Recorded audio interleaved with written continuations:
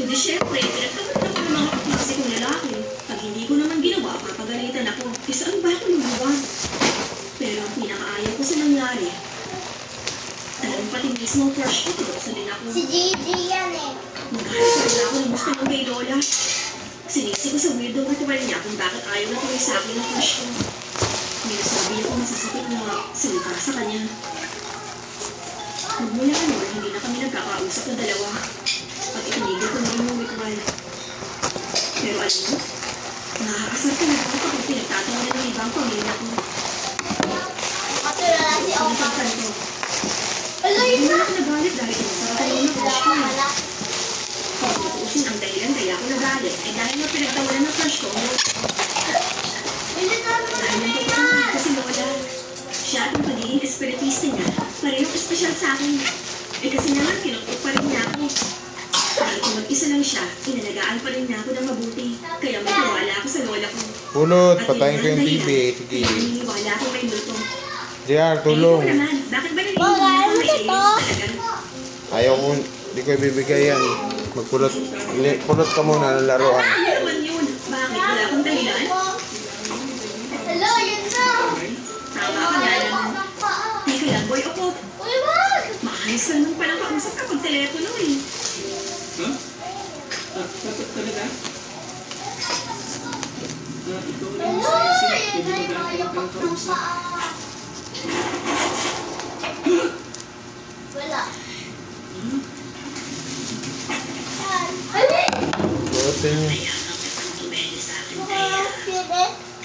Ipakain mo sa akin ang butotoy mo.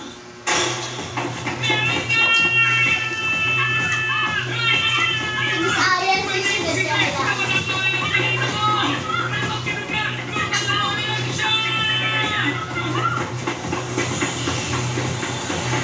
Papalayo ng papalayo.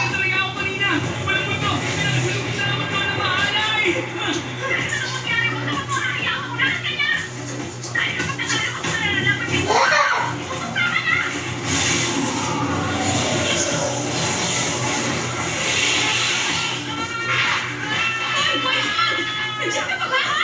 Hello, sumagot ka ako! Sunod si Miss Ariel. Sumipilo ba to? Pupunta na ako din ngayon din. Basta maghintay ka lang. Ano yun? Ano?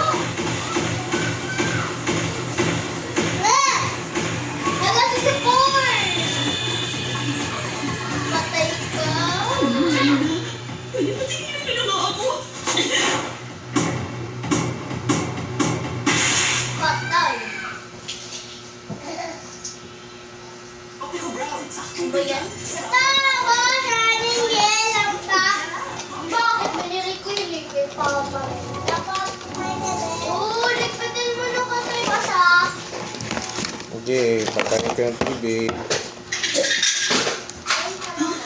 Magandang araw. Huh? Kami ang Buhay pa siya. Saiyans.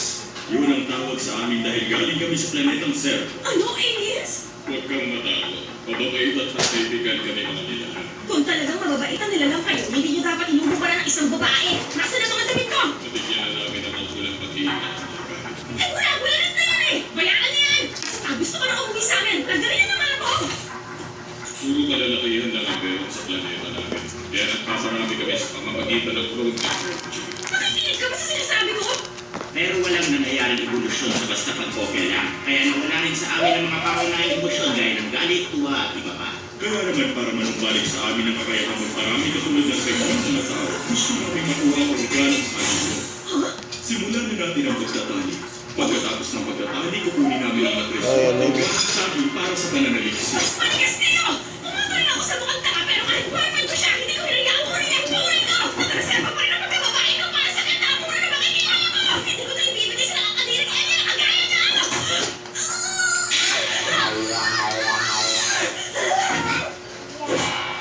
Managanahan ka, gagamitan ka namin ng psychokinesis para kontrolin ang brainwaves mo. Kumusta? Unti-unti na bang umiinit ang temperatura ng katawan mo?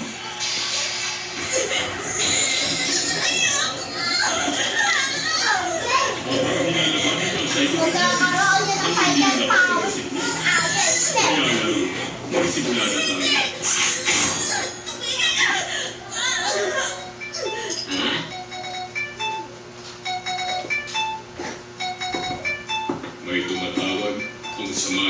nakakarinig ng tawag ng isang Hello? Hello? Pwede ka ba sa phone?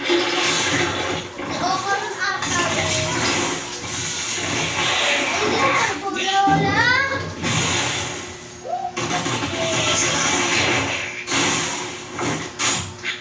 Oh?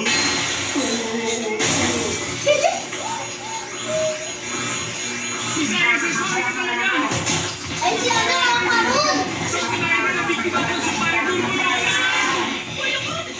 lang! Makawala pa na ako dito! At sino ka naman? Pinasok mo kami sa pamamagitan ng smartphone kahit kami walang ganyang klaseng teknolohiya.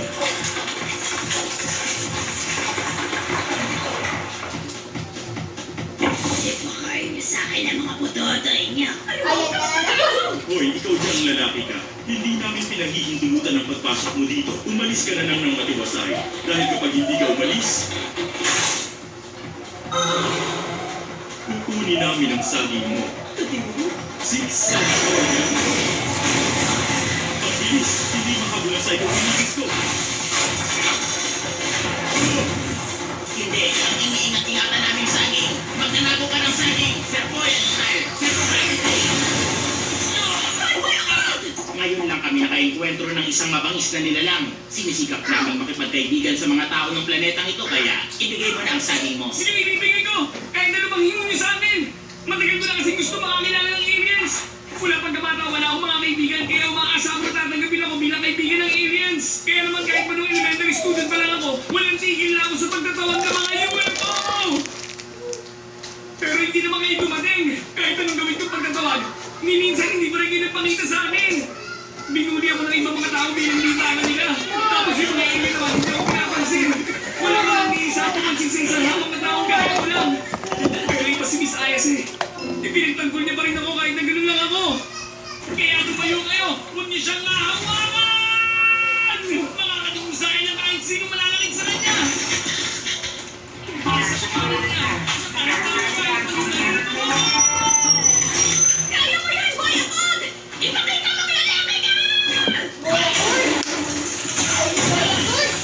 Miss Ayas eh, hindi ko pala kaya to. Hoy, ang bilis na naman sumuko! Hindi kami pwedeng makipagkaibigan sa isang katulad mo na bayolenteng nilalang. Isa pa, mas gusto namin ang mga babaeng tao kaysa sa mga lalaking tao gaya mo. Sige na, papainitin ko na uli ang gana mo.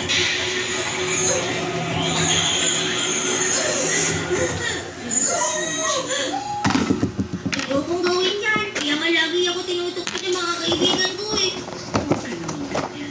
Pag nakalabas ang chimo, hindi ka maaaksidente o magkakasakit. Hindi ka